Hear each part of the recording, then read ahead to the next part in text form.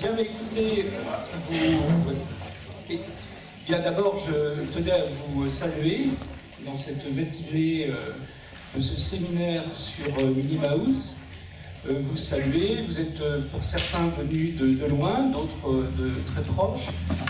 J'espère pas dans une situation d'urgence, mais dans l'attention que vous allez porter durant cette journée à ce lancement du concours Minnie Mouse. Je dois vous dire que c'est quand même une forme de justesse de vous recevoir dans ce bâtiment. J'espère que pour certains c'est une découverte. Un bâtiment conçu non pas comme une architecture, mais comme une sorte de grand dispositif, très ouvert à la fois sur la ville, et puis à la fois sur une potentialité dans le faire, entre des ateliers de fabrication, des ateliers pédagogiques, qui permettent une grande transversalité à la fois des pratiques et puis des domaines. Cette école, quand on demande aux architectes, aux auteurs de ce bâtiment, la Caton-Vassal, quelle est pour eux la question de la durabilité, ils vous répondent, eh bien, ce bâtiment est un bâtiment durable, puisqu'il permet une évolution dans le temps. C'est un bâtiment aujourd'hui qui est une école, demain peut-être un parking, après-demain un hôpital, et peut-être encore après-demain un bâtiment qui servira à accueillir d'autres formes de population. Cette question des grandes migrations, des situations d'urgence dans lesquelles nous nous trouvons aujourd'hui a été le thème de notre rentrée à l'école d'architecture.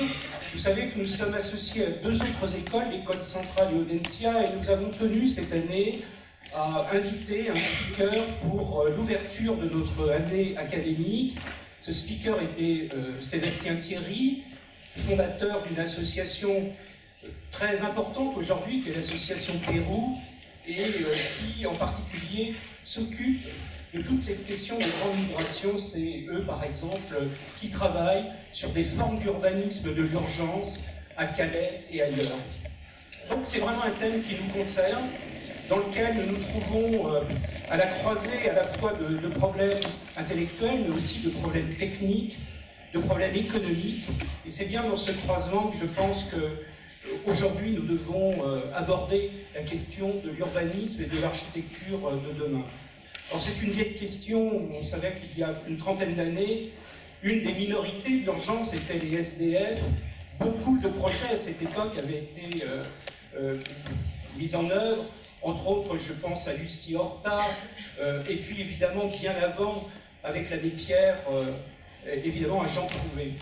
Donc on est dans une continuité de cette situation où un projet d'architecture doit rencontrer un phénomène d'extrême urgence, accueillir aussi des populations qui sont dans des situations également extrêmes. Donc voilà, je voulais simplement dire que ce sujet est au cœur de nos préoccupations à l'école d'architecture de Nantes. Voilà, je vais passer la parole à Arnaud Godevin, directeur de l'école supérieure du Bois. Voilà, merci. Merci Christian, je suis ravi de prendre la parole devant vous aujourd'hui. Je crois que la dernière fois que je suis intervenu dans cet amphithéâtre, il y a un peu plus de 2 ans, lorsqu'on a lancé Atlantic Challenge, qui était une équipe pour participer au Solar Décathlon, et nous avons terminé en cette édition 2014, deuxième de ce championnat international de la construction, qui elle aussi est durable quelque part, autosuffisante en énergie. J'espère que je vais avoir aussi devant moi les lauréats de ce concours Minnie Mouse. Je voudrais remercier la Cité d'Architecture et l'EVIA pour la confiance qu'ils nous témoignent, puisque depuis maintenant 3 éditions, nous sommes associés à ce concours qui permet à des jeunes lauréats, certes de gagner un prix, c'est toujours gratifiant, satisfaisant de pouvoir passer des messages, se faire reconnaître par un certain nombre de professionnels, mais ce qui me paraît extrêmement intéressant et le reflet d'un esprit implémenté, c'est que ce qui est à gagner, c'est la possibilité de faire. Et on aime bien ici en région, on aime bien ici à Nantes, passer à l'acte, avoir des idées, avoir des intentions, comme tu le disais, c'est très bien, mais ici on aime bien mettre à disposition des outils, et c'est en ce sens que l'école du Bois est partie prenante, puisque c'est quasiment dans son ADN, c'est d'offrir les moyens de passer à l'acte Sur cette histoire d'habitat d'urgence, j'ai beaucoup moins de références que toi en la matière. Simplement dire que le matériau bois est un matériau qui est éminemment utilisé dans la construction. Alors ici, on déplaise aux architectes, j'en vois pas suffisamment, mais c'est pas très très grave. Hein. Ça donnera d'autres perspectives s'il fallait, comme je le disais tout à l'heure, donner une autre vie au bâtiment demain ou après-demain. Bon, un parking, ça ferait un peu mal, hein. Toi aussi, je le sais. Mais il n'y aura plus de voiture surtout, donc ce sera un parking pour autre chose. Le matériau bois est un matériau de la construction, comme je le disais, et je pense que dans le challenge qu'on vous propose, dans le défi qu'on vous propose, dans ce concours, vous avez l'opportunité de l'utiliser pour effectivement suggérer, proposer des solutions d'habitat. Alors on parle beaucoup d'habitat d'urgence. Je crois que le concours est un petit peu plus ouvert que ça. Ça sera rappelé, je pense, au cours de la journée et jeudi, puisque le colloque se poursuit jeudi à Paris. Vous avez plusieurs situations, des situations d'urgence effectivement, mais des situations aussi d'habitat temporaire, que ce soit pour les vacances, que ce soit quand on est étudiant. L'envie aussi d'avoir un habitat qui ne soit pas non plus connoté urgence à proprement parler. Je crois que l'ambition qui a été celui des organisateurs du concours, c'est de vous appeler à faire des propositions qualitatives, de telle sorte que le caractère d'urgence soit un peu gommé et permettre aux populations qui vont les utiliser eh bien, de vivre dans des conditions dignes, dans des conditions décentes, dans des conditions qui soient les plus proches de celles que tout à chacun aimerait trouver dans son habitat. Donc l'habitat d'urgence, oui, pour le contexte, le prétexte, oserais-je dire, mais certainement pas d'urgence au sens urgence permanente. Je crois que l'objectif, c'est de faire tomber cette urgence pour revenir à une situation beaucoup plus confortable. Je pense que vous avez vu ces derniers temps à quel point, que ce soit avec la préoccupation en Syrie, ou que ce soit plus près de chez nous avec ce qui se passe dans le sud-est avec des phénomènes climatiques, la question de l'urgence, la question de la transition ou de l'habitat temporaire est une question qui va s'imposer à nous. Et je suis persuadé que ce concours Minimalus, dans cette nouvelle édition, sera un marqueur dans ces réponses auxquelles on va pouvoir, sur lesquelles en tout cas la filière bois va pouvoir apporter une contribution industrielle, parce que je pense que la réponse peut être aussi industrielle. Voilà ce que je voulais vous dire. Je vous souhaite bonne chance et bon courage pour ce concours. De la chance, il en faut un petit peu. Du courage, je suis persuadé que vous n'en manquez pas. Voilà, merci.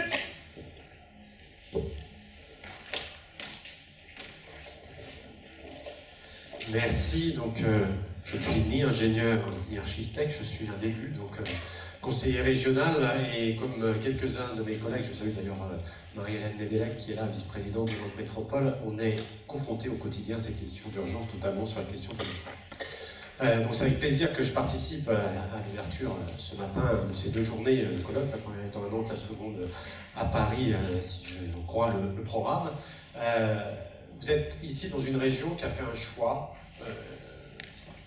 déterminé sur cette question du logement. Il faut savoir que le logement est une compétence facultative du Conseil régional, et nous avons décidé de le transformer en compétence obligatoire, d'être aujourd'hui d'afficher des budgets pour permettre d'accompagner l'ensemble des porteurs et des acteurs du terrain, pour permettre aussi à chaque habitant de pouvoir disposer d'un toit.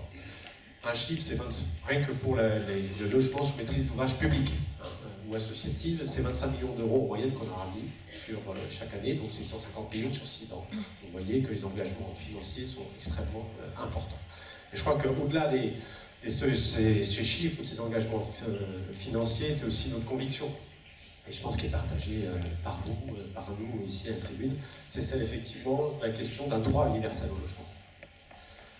Je crois qu'aujourd'hui on ne peut plus laisser des personnes dormir dehors, des familles dormir dans des pseudo-cabanes constituées de carton, de tôle ondulée. On ne peut plus laisser des enfants dans des logements indignes, et je crois que si on est une société moderne, on doit répondre à ces enjeux. Je pense qu'on n'a pas d'autre choix que de répondre à ces enjeux. Le logement, c'est un bien commun. C'est comme la santé, c'est comme la nourriture. C'est un droit fondamental. Et on doit faire agir la solidarité, donc on soit, nous élus, mais aussi l'ensemble des acteurs, pour permettre à chacun de disposer de ce logement. Alors sur la question du logement modulaire ou temporaire, je crois qu'on doit effectivement faire une gamme, vous l'avez rappelé, une offre de logement, l'ensemble des acteurs. Et moi je me permettrai simplement 2 ou 3 réflexions très personnelles, puisqu'on a été sollicité à de nombreuses occasions, notamment parlait tout à l'heure un peu en off sur des communes rurales qui nous vont poser ces questions-là sur comment on pouvait financer. Moi, je me permets simplement 3 réflexions, je vous livre, et puis c'est un débat, et peut-être que ça permettra aussi d'avoir quelques temps de cogitation. Le premier, c'est que la question du logement temporaire, c'est pas du low cost, c'est pas du bas de gamme. On a eu quelques expériences dans des villes, moi je viens d'Angers, mais il y en a dans le cas aussi sur Nantes, de cités d'urgence, et on voit ce qu'elles sont devenues.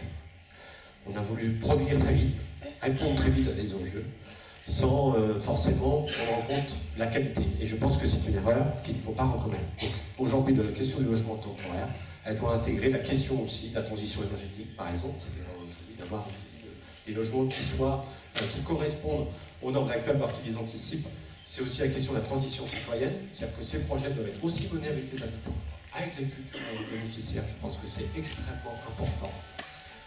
Et puis c'est aussi une transition, j'allais dire, urbanistique. On a un peu trop tendance, quand vous regardez les cartographies aujourd'hui où sont positionnées ces cités d'urgence par exemple, à les mettre en périphérie, voire proche du périphérique, pour être plus clair. Et je pense que là aussi, si on va à un projet de ville, si on veut l'épanouissement personnel, on doit aussi à repenser la ville et le positionnement de l'ensemble de ces logements, qu'ils soient cités d'urgence, qu'ils soient logements temporaires. Deuxième réflexion que je pose aussi, c'est celle, et vous l'avez un peu dit tout à l'heure, c'est que le logement d'urgence, c'est une réponse à un moment, mais on doit aussi déjà intégrer la question du parcours résidentiel. On ne doit pas laisser les gens simplement dans le logement d'urgence. On doit aussi leur permettre, leur offrir un parcours résidentiel, de revenir, pour ceux qui le veulent en tout cas, dans du droit commun, que ce soit du logement locatif social, que ce soit du locatif privé, que ce soit de l'accession sociale. Mais on doit déjà l'intégrer, ça veut dire que derrière, on a un projet d'accompagnement social. De l'accompagnement social. C'est pas que des murs. Il faut aussi qu'on permette à des personnes de s'inscrire, de s'insérer dans une société et donc d'avoir recours ensuite à un parcours résidentiel.